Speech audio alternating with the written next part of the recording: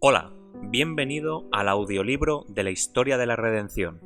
Hoy narraremos el Capítulo 28. El juicio de Cristo. Los ángeles, cuando dejaron el cielo, depusieron con tristeza sus resplandecientes coronas. No las podían usar mientras su comandante estuviera sufriendo y tuviese que llevar una corona de espinas. Satanás y sus ángeles estaban muy ocupados en la sala del tribunal tratando de destruir todo sentimiento humano y toda simpatía hacia Jesús. La misma atmósfera, pesada, estaba contaminada por su influencia. Los principales sacerdotes y los ancianos estaban inspirados por ellos cuando insultaban y maltrataban a Jesús en una forma sumamente difícil de soportar para la naturaleza humana.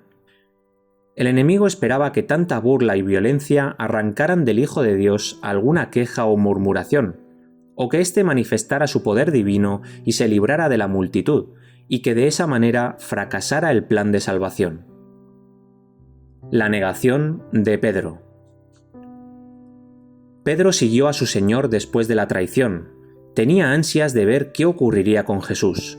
Pero cuando se lo acusó de ser uno de sus discípulos, el temor de perder su propia seguridad lo indujo a declarar que no conocía a ese hombre.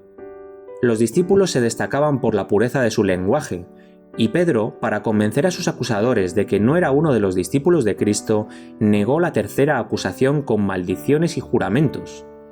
Jesús, que estaba a cierta distancia de Pedro, le dirigió una mirada llena de pesar y reprobación. Entonces el discípulo recordó las palabras que le había dicho en el aposento alto, como asimismo sus propias categóricas declaraciones: «Aunque todos se escandalicen de ti, yo nunca me escandalizaré». Mateo capítulo 26, versículo 33. Había negado a su Señor con maldiciones y juramentos, pero la mirada del Maestro suavizó el corazón de Pedro y lo salvó. Lloró amargamente y se arrepintió de su gran pecado, se convirtió, y entonces estuvo preparado para fortalecer a sus hermanos. En la sala del tribunal. La multitud pedía a gritos la sangre de Jesús. Lo azotaron cruelmente, lo cubrieron con una vieja túnica real color púrpura y ciñeron su sagrada frente con una corona de espinas. Le pusieron una caña en la mano, se inclinaron ante él y para burlarse lo saludaron diciéndole: «Salve, Rey de los judíos». Entonces tomaron la caña que tenía en la mano y le golpearon la cabeza de modo que las espinas penetraron en sus sienes y la sangre comenzó a correr por su rostro y su barba. A los ángeles les costaba soportar ese espectáculo.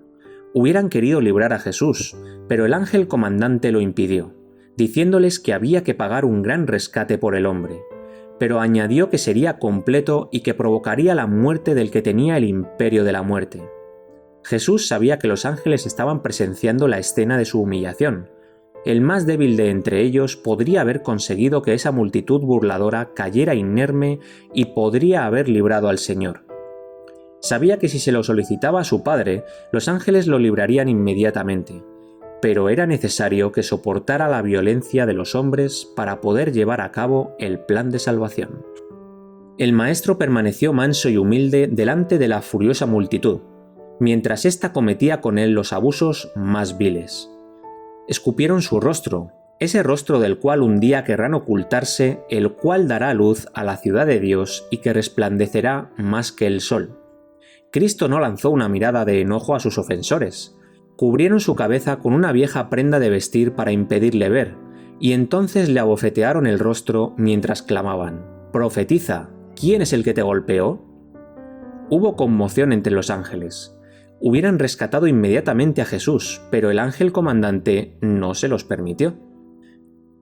Algunos de sus discípulos habían recuperado la suficiente confianza como para entrar donde él se hallaba y presenciar el juicio.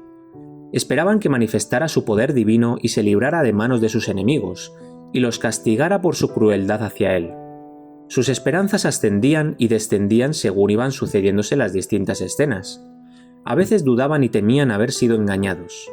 Pero la voz que oyeron en el monte de la transfiguración y la gloria que contemplaron fortalecieron su fe de que él era el Hijo de Dios. Recordaron las escenas de las que habían sido testigos, los milagros que habían visto hacer a Jesús al sanar a los enfermos, abrir los ojos de los ciegos, destapar los oídos de los sordos, reprender y echar a los demonios, resucitar a los muertos y hasta calmar el viento y el mar. No podían creer que tuviera que morir. Esperaban que todavía se levantara con poder y que con su voz llena de autoridad dispersara a la multitud sedienta de sangre, como cuando entró en el templo y expulsó a los que estaban haciendo un mercado de la casa de Dios, cuando huyeron de delante de su presencia como si los persiguiera un grupo de soldados armados. Los discípulos esperaban que Jesús manifestara su poder y convenciera a todos de que era el Rey de Israel. La confesión de Judas.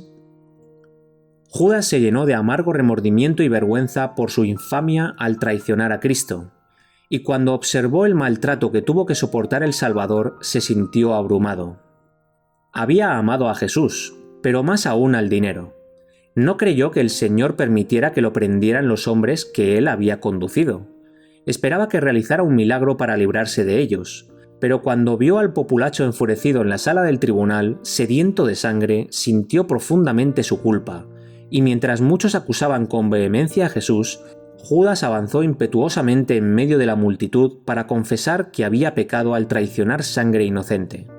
Ofreció a los sacerdotes el dinero que le habían pagado y les rogó que dejaran libre al Señor, declarando que éste no tenía culpa alguna.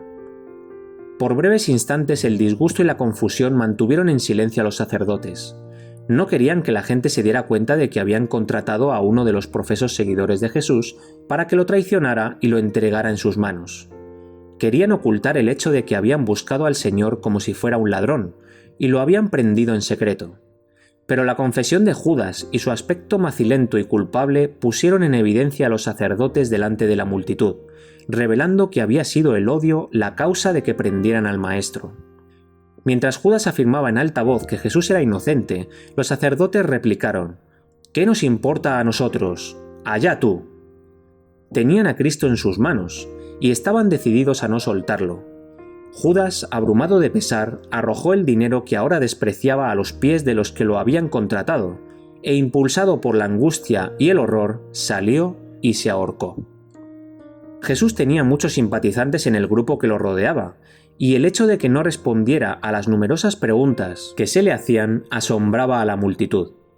Frente al escarnio y la violencia de la turba, ni un gesto ni una expresión de molestia se dibujaba en sus rasgos. Tenía una actitud digna y compuesta. Los espectadores lo contemplaban maravillados.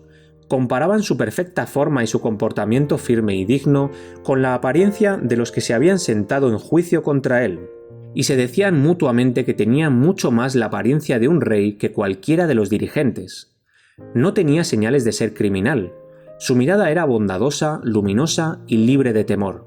Su frente amplia y elevada. Cada rasgo suyo estaba definidamente señalado por la benevolencia y la nobleza. Su paciencia y su tolerancia eran tan poco humanas que muchos temblaron.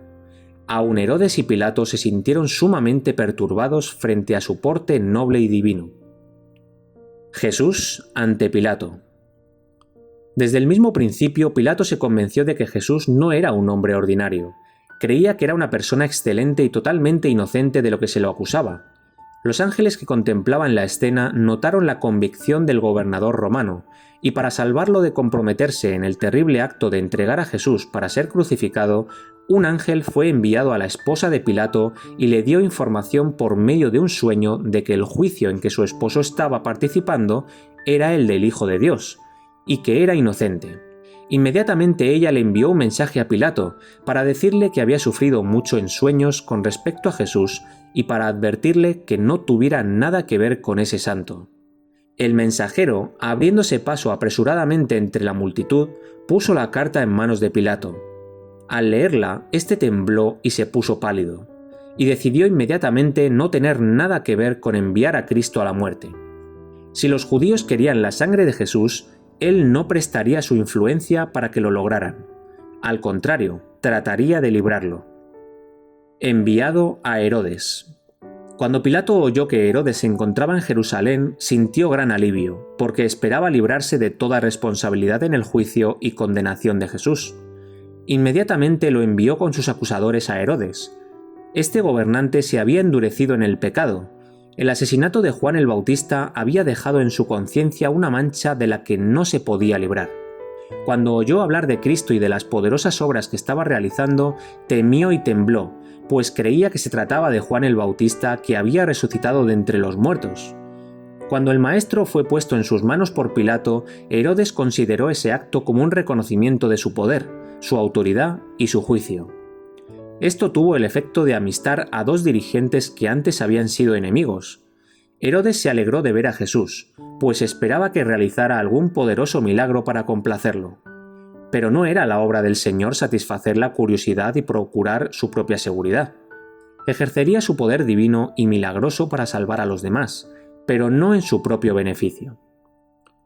Cristo nada respondió a las numerosas preguntas que le hizo Herodes. Tampoco replicó a sus enemigos que lo acusaban con vehemencia.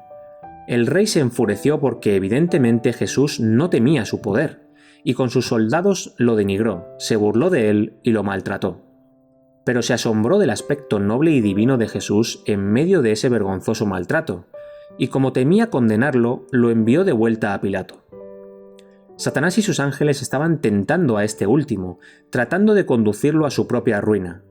Le sugirieron que si no quería tomar parte en la condenación de Jesús, otros lo harían, que la multitud estaba sedienta de su sangre y que si no lo entregaba para ser crucificado perdería su poder y sus honores mundanales, y se lo denunciaría como creyente en el impostor. Por temor de perder su poder y su autoridad, Pilato consintió en dar muerte a Cristo. Y aunque puso la sangre del Señor sobre sus acusadores y la multitud lo recibió con el clamor de «su sangre sea sobre nosotros y sobre nuestros hijos», Pilato no se libró. Fue culpable de la sangre del Maestro. Por sus intereses egoístas, por su amor al honor de los grandes de la tierra, entregó a la muerte a un inocente. Si Pilato hubiera seguido sus propias convicciones, no habría tenido nada que hacer con la condenación de Jesús. El aspecto y las palabras del Señor durante su juicio causaron una profunda impresión en las mentes de los muchos que se hallaban presentes en esa ocasión. El resultado de la influencia ejercida entonces resultó evidente después de su resurrección. Entre los que se añadieron a la Iglesia había muchos cuya convicción comenzó en el momento del juicio de Cristo. Satanás se airó muchísimo cuando vio que la crueldad con que los judíos habían tratado a Jesús a instancias suyas no había logrado que emitiera la más mínima queja. Aunque había tomado sobre sí la naturaleza humana, estaba sostenido por una fortaleza divina, y no se apartó en lo más mínimo de la voluntad de su Padre.